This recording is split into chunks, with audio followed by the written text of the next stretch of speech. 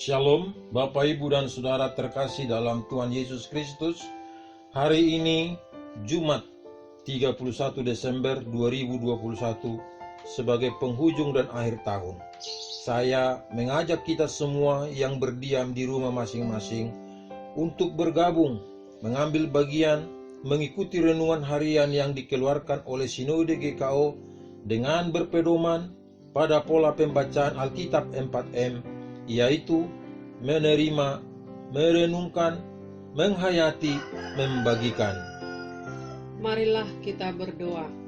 Tuhan Allah yang Maha Kuasa, Bapa kami di dalam Yesus Kristus dan Roh Kudus, penuntun dan penolong, kami mengucap syukur atas kasih-Mu yang selalu sempurna dan baru seperti setiap pagi, mengaruniai kami kehidupan dan keselamatan di akhir tahun, Jumat tanggal 31 Desember 2021, bersama saudara-saudara kami, sahabat-sahabat kami, dan teman-teman kami di berbagai tempat, ruang, dan waktu kehidupan.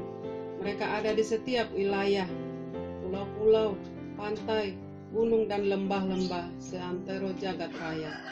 Tangan-Mu yang penuh kasih dan kuasa selalu menjaga, melindungi, memelihara, memulihkan hingga menyembuhkan yang lemah, yang sakit dan tidak berdaya, baik secara pribadi maupun keluarga hingga kelompok atau komunitas. Kini kami diberi perkenanan untuk bersaat teduh melalui renungan harian 4M. Terima dan sambutlah kerinduan dan kehadiran kami. Dalam nama Tuhan Yesus Kristus kami berdoa. Amin. Bapak, Ibu, dan saudara-saudara terkasih, untuk merenungkan firman Tuhan, saya Pendeta W.C. Morangkir dan keluarga, Ibu Ratna Simanjuntak dan anak kami Andreas Prima Parulian Simorangkir, secara bergantian mengajak untuk diteguhkan dan dimateraikan dalam firman Tuhan dari Kolose 3 ayat 16 dengan tema Solus Christus. Hendaklah perkataan Kristus diam di antara kamu. Kolose 3 ayat 16. Hendaklah perkataan Kristus diam dengan segala kekayaannya di antara kamu, sehingga kamu dengan segala hikmat mengajar dan menegur seorang yang akan yang lain, dan sambil menyanyikan mazmur dan puji-pujian dan nyanyian rohani, kamu mengucap syukur kepada Allah di dalam hatimu. Demikian firman Tuhan. Untuk memahami ayat renungan ini, ada yang mau saya tanyakan, yaitu sebutkanlah perintah Paulus dalam ayat ini. Jawaban untuk pertanyaan ini adalah bahwa perkataan Kristus harus diam dengan segala kekayaannya. Bila perkataan Kristus diam dengan segala kekayaannya, apa maksudnya? Perkataan Kristus yang dimaksud adalah firman Tuhan. Tuhan menghendaki agar setiap orang percaya jangan asbun atau asal bunyi, jangan asbak atau asal nebak, jangan asmuni atau asal mula niru, atau sekedar pernah mendengar, pernah membaca, atau sekedar mengetahui tentang firman Tuhan, namun ditekankan lebih lanjut terhadap pemaknaannya, yaitu bahwa firman Tuhan itu dengan segala kekayaannya harus benar-benar tinggal dan menetap di dalam hati setiap orang percaya. Kata diam dalam bahasa Yunani enoikeo memiliki makna bukan sekedar hafal dan tahu, namun mengandung arti tinggal bersama-sama dan memengaruhi hidup orang tersebut, sehingga hidup orang tersebut dapat memengaruhi orang di sekelilingnya sesuai dengan makna firman Tuhan tersebut.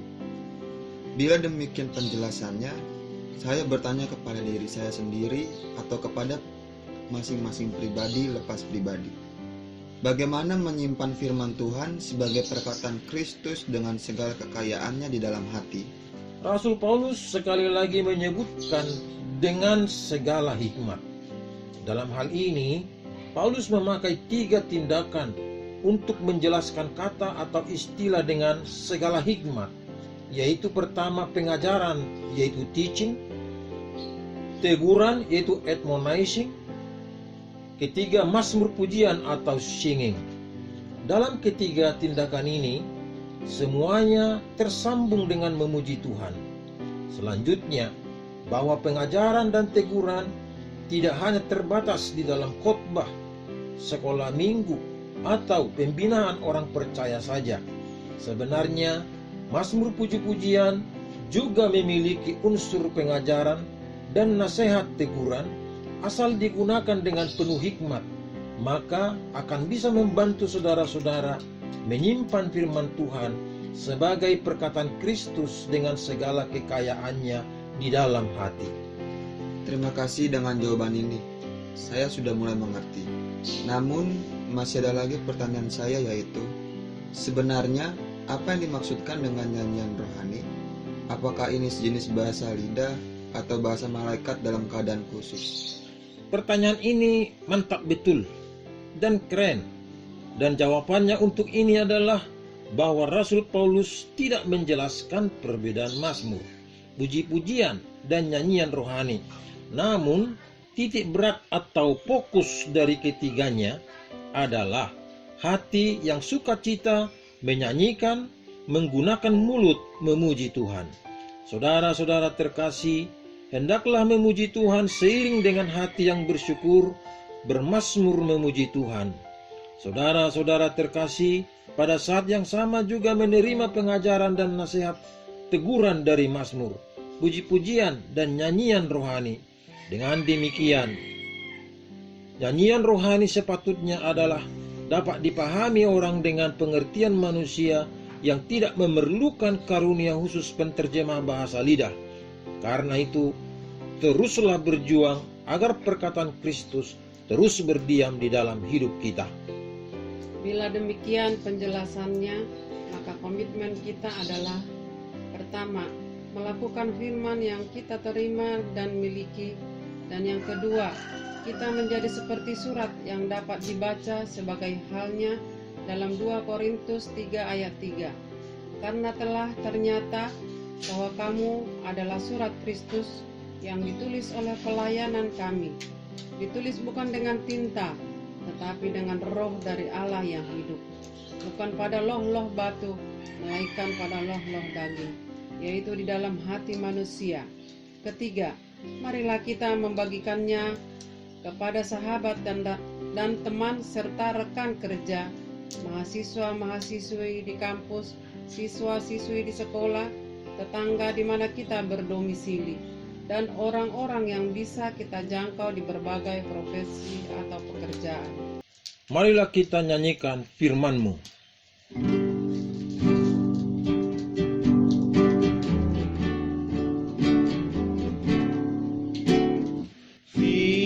Firman-Mu pelita bagi kakiku, terang bagi jalanku.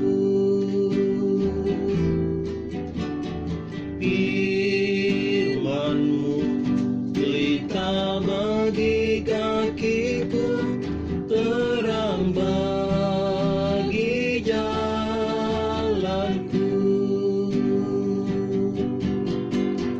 Waktu ku bimbang dan hilang jalanku, tetaplah Kau di sisiku, dan takkan ku takut asal Kau di dekatku, besertaku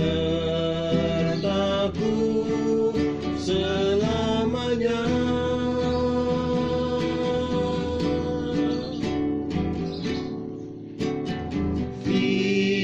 Firman-Mu pelita bagi kakiku, terang bagi jalanku. Mari kita berdoa. Ya Tuhan Allah kami yang hidup, terima kasih atas firman-Mu. Biarlah hati kami bagaikan tanah subur dan gembur, dan menjadikan firman-Mu hidup, mulai dari benih hingga tumbuh menghasilkan buah yang murni dan segar karena kebaikannya, dan menyehatkan hidup iman percaya kami sebagai pendengar dan pelaku-pelakunya. Amin.